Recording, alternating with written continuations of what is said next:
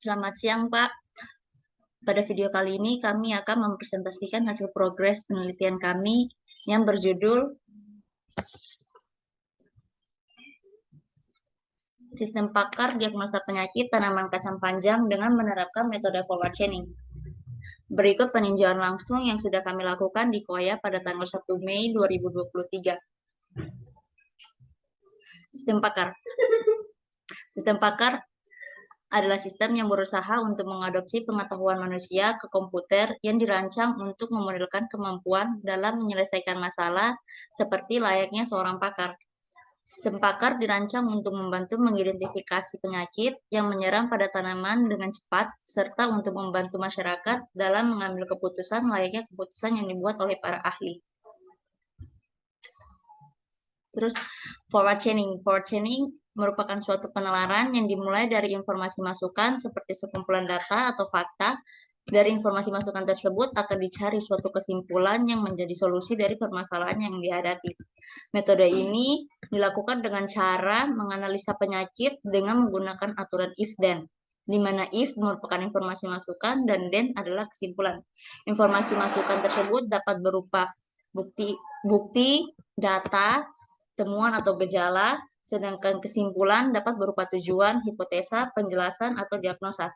Di sini informasi masukan yang kami gunakan berupa gejala dan kesimpulannya berupa diagnosa. Untuk memahami lebih lanjut mengenai forward chaining, berikut contoh kasus forward chaining. Pada contoh kasus forward chaining tersimpan 10 aturan yang akan digunakan. Seperti yang dilihat, ini adalah bahasa yang mungkin sulit dimengerti bagi orang awam. Jadi penjelasan singkatnya adalah bagian sebelah kiri yaitu row merupakan, pada laporan ini row merupakan penyakit dan aturannya itu jika A dan B maka penyakitnya C. Jadi row 1 adalah penyakit, row 1 memiliki gejala A dan B. Selanjutnya ada metode penelitian. Di sini yang pertama kami akan mengidentifikasi masalah. Di sini kami melakukan pengajuan pertanyaan umum mengenai gejala yang terjadi pada tanaman kacang panjang, kemudian mencari jenis penyakit yang menyerang dari gejala yang dialami. Selanjutnya kami akan menentukan tujuan penelitian. Penelitian ini dilakukan dengan tujuan mengembangkan aplikasi sistem pakar untuk mengklasifikasi penyakit pada tanaman kacang panjang dengan metode forward chaining.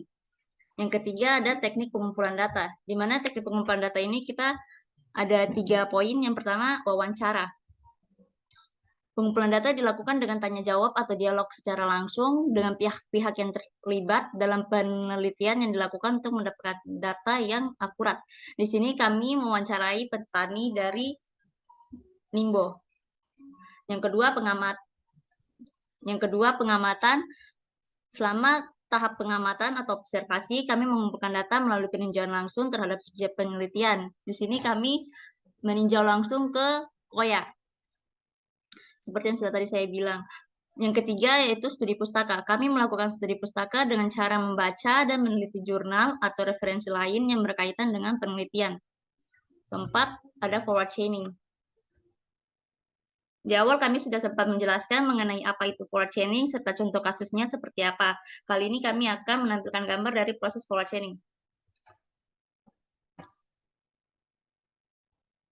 Dari sini ada gambaran diagram alir atau flowchart tentang forward chaining.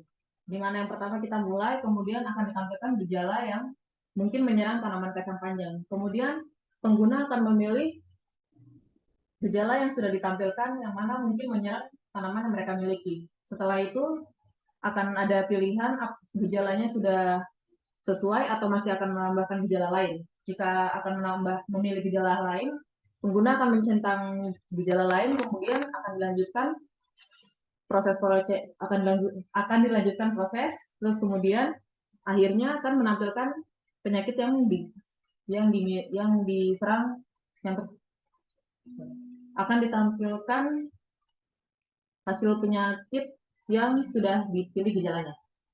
Setelah itu selesai. Selanjutnya ada penyakit dan cara penanganan. Di sini ada tabel penyakit, kami menggunakan 5 penyakit yang menggunakan 5 penyakit di mana kodenya kami menggunakan P1 sampai P5 dengan nama penyakit kutu kebul, karat daun, layu fusarium, layu sklerotium, serta bercak daun. Kami juga ada tabel penanganan. Kami juga ada tabel penanganan menggunakan 5 jenis penanganan. Terus kami juga ada tabel gejala, kami menggunakan 17 gejala. Kemudian kami mempunyai tabel basis pengetahuan, di mana pada tabel basis pengetahuan ini kami mengambil kode penyakit, kode gejala, serta penanganan. Berikut tampilan website. Pada tampilan pertama itu adalah tampilan halaman awal di mana ada navigasi bar yaitu home, konsultasi, about, dan login. Pada tampilan awal akan ditunjukkan deskripsi singkat tentang kacang panjang dan juga gambarannya dengan deskripsi singkat tentang sistem pakan. Halaman berikutnya yaitu halaman konsultasi. Di halaman konsultasi terdapat tulisan sistem pakan dengan forward chaining dan kemudian pilih minimal 2 gejala. Untuk hasil diagnosa yang lebih akurat, diberikan button yang akan mengarahkan kepada menu diagnosa.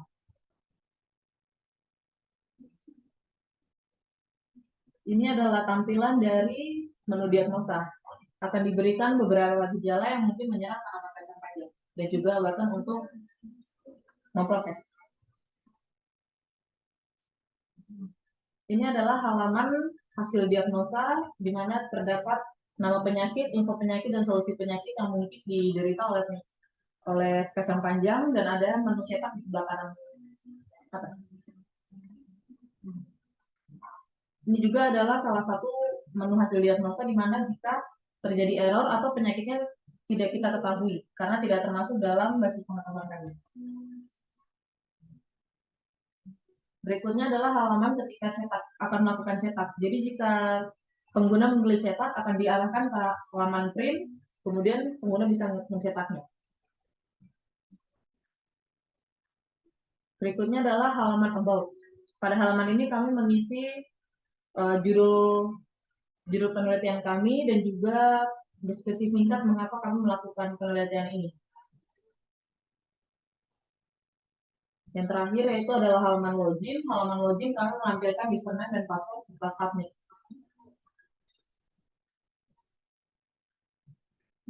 Kemudian ada beberapa hal yang belum selesai kita follow up. Yang pertama yaitu kita belum menyelesaikan tampilan dari websitenya untuk admin setelah melakukan login. Kemudian dalam timeline kami juga belum selesai melakukan pengecekan validasi.